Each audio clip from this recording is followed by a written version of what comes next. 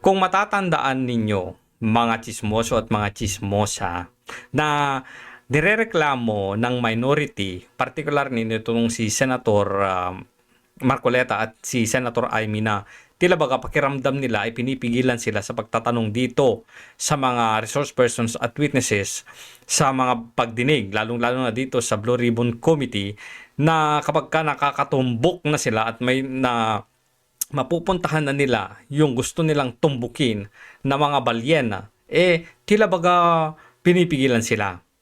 Tingnan nyo itong paano mag-react itong si Lacson dito sa pagtatanong ni Marcoleta. At syempre, pasadahan natin, umpisahan natin dito sa panggigisa na naman ulit ni Marcoleta sa isang prosek. Patungkol na naman ito sa restitution. Paulit-ulit na to, nakakasawa na, pero maganda kasi ito eh. Parang yung yung pasensya ni Senator Marcoleta konting-konti na lang talaga. Sige, pakinggan natin.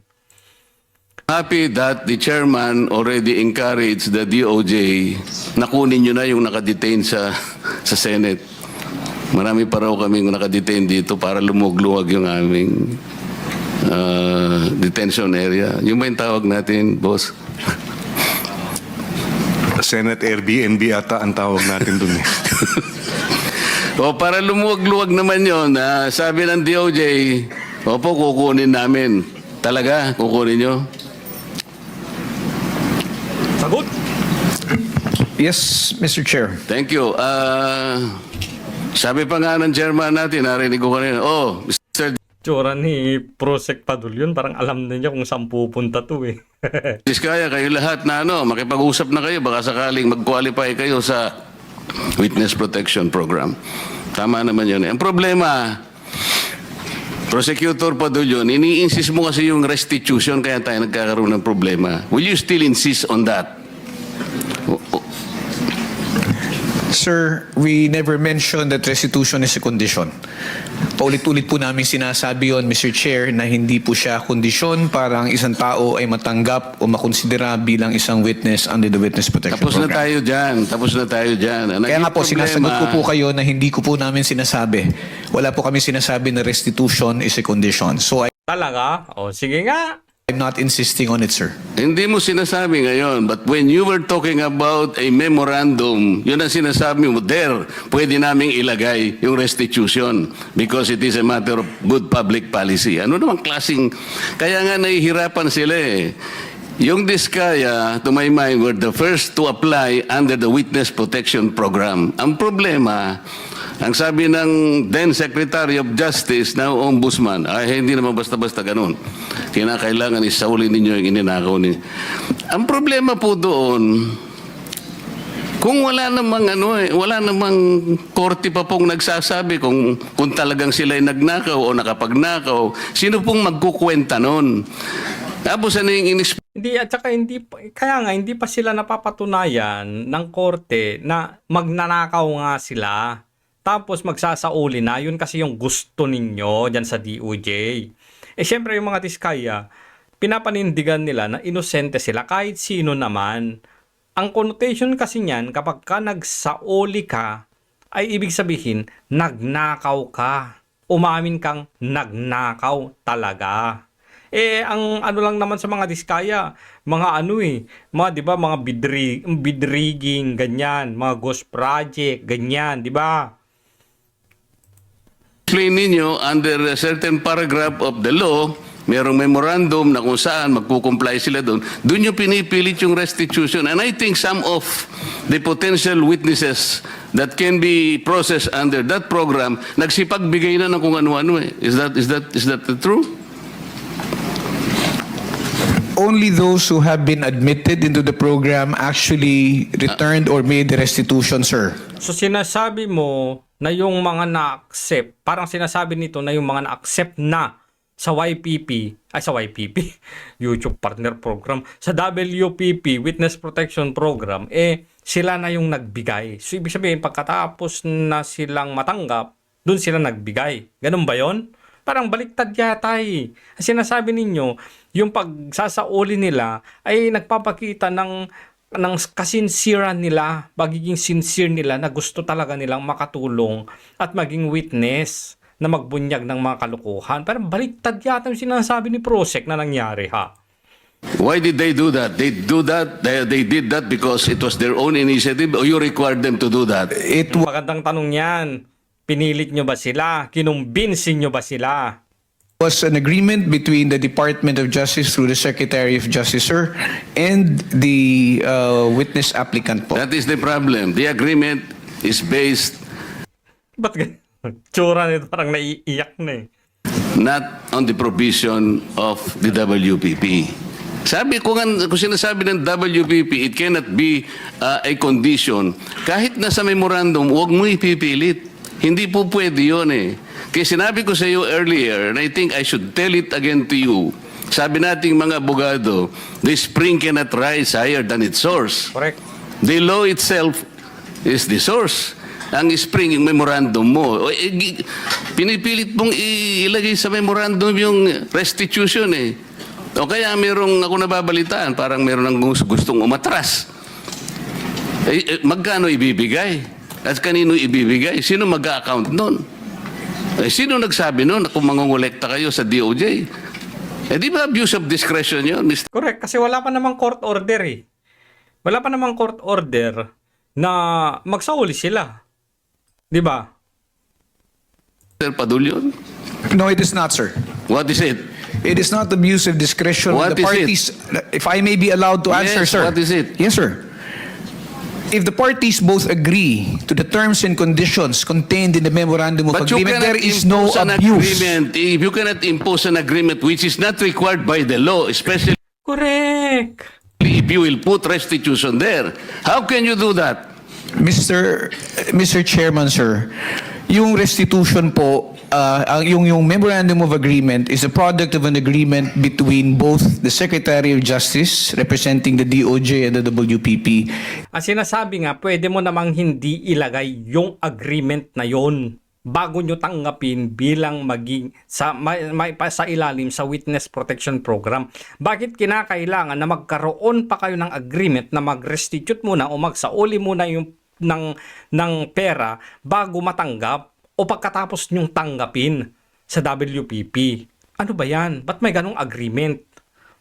Ang sinasabi ni Marcoleta dito, pwede nyo namang hindi ilagay yung bagay na yon kasi wala pang court order eh. Sino ba? Tama nga naman. Kasi di ba kapag nagsauli ako sa inyo, umamin ako na mayroon akong ninakaw. Pinapanindigan ko nga na wala akong ninakaw eh. Di nilaglag ko yung sarili ko pag ganun. And the witness applicant. Wala pong abuse doon Pansin nyo yun? kung pareho po sila nagkasundo. Paulit-ulit na po namin sinasabi na ito tayo, naghahanap tayo, tagahabol tayo doon sa mga taong nangurakot, tapos itong mga tao na umamin at handang magsoli, ayaw nating tanggapin yung kanilang sinusoli. Ano ho ang nakikitang mali doon? Para po sa amin, para ho maibsan kahit papano yung sakit at pagdurusa ng ating mga kababayan na Nako, pag ganito na ang reasoning, umatakin at gumamit na ng emosyon, alam mong wala nang ano to, wala nang ilulusot to, wala nang ilulusot na mas maganda. Gumamit na ng emosyon. Tingnan nyo, babasagin to ni Marcoleta. nakikita nila na napakalaking pera ang nawala. Ano ho ba yung maibalik natin yung kaunti? And remember, Mr. Chair, if I may... Do not preach to the choir. No, I'm not Do not preach to the choir. Maatake ka na sa emosyon kasi. preaching, Sandali lang. Ang pinag-uusapan natin, these people are supposed to be potential witnesses for the state. Kailangan tulungan natin ang Estado para ma-prosecute kung sino-sino ang dapat managot. Ayaw nga nila. Parang pinapahirapan nila itong mga diskaya kasi parang alam din nila na maraming alam tong mga to. Na pinapahirapan sila para matanggap sila sa witness protection na yan para hindi sila makapagsalita. Kasi kung hindi sila matanggap sa witness protection na yan, wala silang immunity sa mga kaso. So ayaw nila. So hindi rin makapaglabas itong mga diskaya ng kanilang mga nalalaman kasi wala naman silang protection.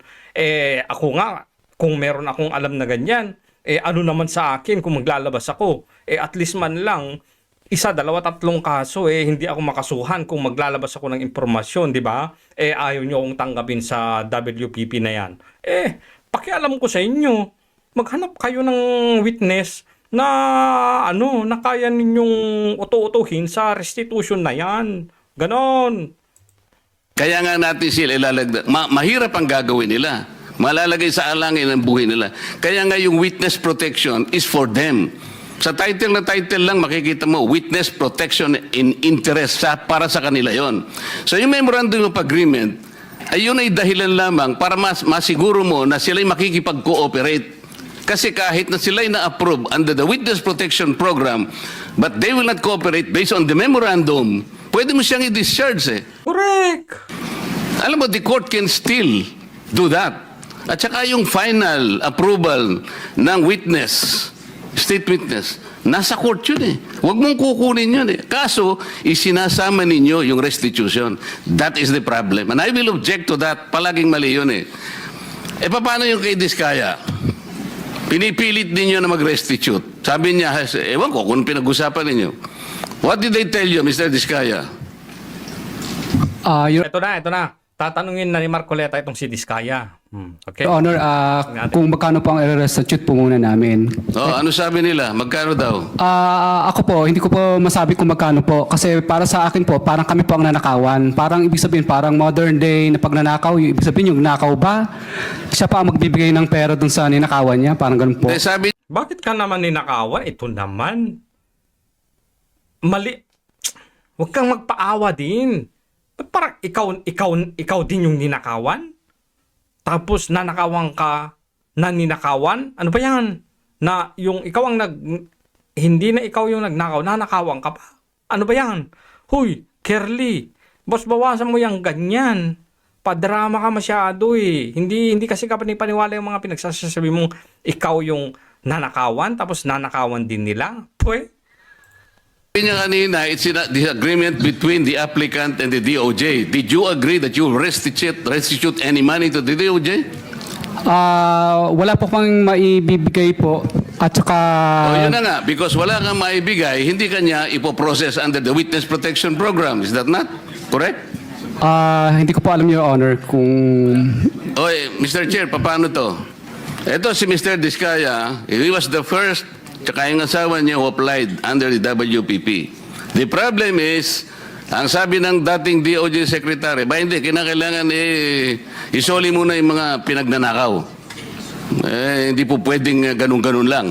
So, paano ngayon siya mapuprocess if that was dangled? Paano siya mapuprocess to begin with? May I be allowed to respond now, Mr. Chair? Tingnan mo yung itsura, parang takot na takot PG, kanila. Thank you, sir. Sir, Mr. Chair, una, sabihin ko lamang po na kasinungalingan po yung sinasabi ni Mr. Diskaya Ba't kasi nungalingan? Sabi nga ni Boying yun na agad-agad silang sinabihan na magsoli ka. Hindi agad-agad. Pero eventually, sinabihan sila. Ang pinag-uusapan po dito, bago man lang makapagsabi ng ganon, kailangan munang makita kung ano ang gusto at kayang sabihin at patunayan ni Mr. Diskaya at ni Mrs. Diskaya doon sa kanilang salaysay. Pero hindi po sila nakikipag-ugnayan sa department, kaya hindi po sila mabigyan ng kaukulang proteksyon at hindi po ma-process yung kanilang application. Nakipag-ugnayan sila noon. Kanya nga lang, okay na Kanya nga lang, biglang siningit nyo na mag-restitute o magbalik muna sila. Kaya nga, humiwalay na sila sa inyo. Kaya nga sinabi nila na hindi na sila magkikipagtulungan sa DOJ at hindi na rin sila magkikipagtulungan sa Ombudsman, hindi na rin sila magkikipagtulungan sa ICI. Kasi nga, hindi nila kaya o ayaw nila na magbalik muna ng pera bago nyo tanggapin dyan. Yun. So yung sinasabi po ni Mr. Diskaya, from the hearing of November 14 in the Senate Blue Ribbon Committee, there was never a chance or an opportunity that Mr. Diskaya and or counsel even approach the department despite the proddings of the chairman. Mr. Naiiyak talaga Ano ba yung title mo? Mr. Prosecutor, Mr. PG na lang. Mr. PG,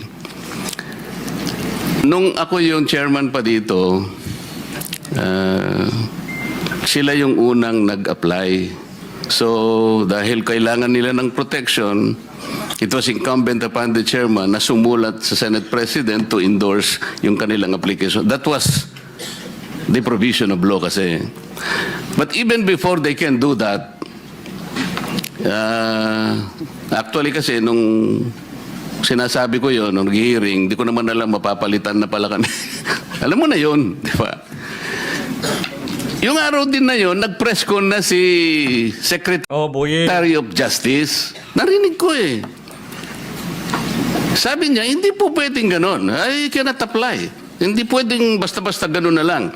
And then the new Senate President based his judgment of not entertaining that application on the articulation of the Department of Justice. So, ang tinatanong ko nga sa inyo, hindi siya sinungaling. Siya yung, ang mismong kayo ang nagbigay na ng condition kasi. Kaya sinasabi ko, if you insisted on the condition of restitution, how can Diskaya or any other persons similar to his situation even begin to apply under the WPP? Correct. Paano nga ba na makakapag-umpisa? May pronouncement na kayo, DOJ. Totoo naman na hindi nyo una talaga na doon sa hearing, hindi ninyo sinabi na mag-restitute. Sinabi nyo, sige, papuntahin nyo sa opisina at i-assist namin, di ba? Gaya nga sinabi ni Senator Marcoleta, nag-press ko na si Boying. Ay, hindi po pwede yun. Dapat magsauli sila muna. O, di ba? E di kayo yung naglatag ng requirements o ng agreement bago ninyo sila tanggapin. Eh, paano sila matatanggap in the beginning? Eh, mali na nga yung basehan ninyo. Kayo mismo yung nagsabi. Ay, nayupa kayo. If I may respond, Mr. Chair. If I may refresh the memory of the good senator, during the last hearing of November 14, 2025, that matter that you raised about the statement made by the former Secretary of Justice was already put on the side when you asked that question. And we already informed the chairman that if they wish to file their application, if they wish to be processed, they go to the Department of Justice. Binanggit po yan, nasa transcripts po yan na sinasabi niya, o sige, wala mo nang pag-uusapang restitution. But did they ever come to Natatawa. Natatawa si Senator Marcoleta. the department to coordinate with us? No, they did not. And let me just put it on record, sir, na hindi po ito question na kung sino ang nauna na nagsalita. Hindi po ito question kung sino yung naunang nagbanggit ng napakaraming pangalan kung hindi rin naman nila kayang suportahan ng ebidensya at wala rin naman silang mabibigay na magpuprove o magpapatunay doon sa kanilang mga sinasabi. Yan po ang kailangan naming suriin. I am sorry, Mr. Chair, he did not refresh my memory. Sutil. Pinupulyot mo yung memory ko eh. Hindi siya nagpunta rito na sabihin niya na, okay, pumunta ka sa DOJ, huwag na muna natin pag-usapan ng restitution. Walang ganon. Nagpunta nga siya dito si DOJ Secretary din eh. O sabi ko, Boying, okay na ba yun? Papupunta. O di wala nang wala nang restitution na. Basta papuntahin mo sila mag-asawa doon. Hindi ba nagpunta ka, Mr. Diskaya? Yung Ito na si Pink. kinabukasan nung magkita kayo rito? Mr. Diskaya, you may respond, but unfortunately, your time is up. Your Honor, nung You may respond. But unfortunately, your time is up. Pwede mong pasagutin muna, Ping Lacson, bago mo sabihin, your time is up, Senator Marcoleta. Diyan ka na naman, mabubutasan ka na naman nila dyan. Eh, simpleng-simple yung tanong ko eh. Yes or no lang eh. Tapos, parang tila baka pakiramdam ko, pinipigilan mo na naman ako. O, tuloy nga natin ang konti. ano po, Your Honor, hindi po kami... yes po, Your Honor. Yeah, Sige. proceed. Kasi tapos na yung time ni Go. Senator Tapos na yung time ni Senator Marcoleta eh. Marcoleta. Yes po, Your Honor. Opo. Yes or no lang ang kailangan. Ano ba yan? Kasi napapahiya na yung DOJ. Ano ba naman yan, Ping Lacson? Halatang halata ka na naman dyan sa part na yan. Yes or no lang, hindi mo man lang mapagbigyan na ano? You may respond, Mr. Iskaya. Tapos na kasi yung oras ni Senator Marcoleta. Pwede mo namang patapusin muna, oh. Yes or no lang, ipagkakait mo pa. Parang gusto mo pang pigilan na sumagot at elaborate at magpatuloy pa yung discussion na yan. Ikinakat mo na naman kaagad. Bakit hindi mo pagbigyan ng 1-2 minuto? Sobra-sobra ba yon na 1 o 2 minuto? So, walang nagawa dito si Senator Marcoleta. Nagpaubaya na lang. O sige, di tapos na yung time ko, di tapos na. Ganun na lang. Chairman kaya, anong magagawa? Tapos kapag sasabihin nila, pakiramdam namin, pinipigilan mo kaming magtanong eh. Tapos sabi mo, hindi ako bakla.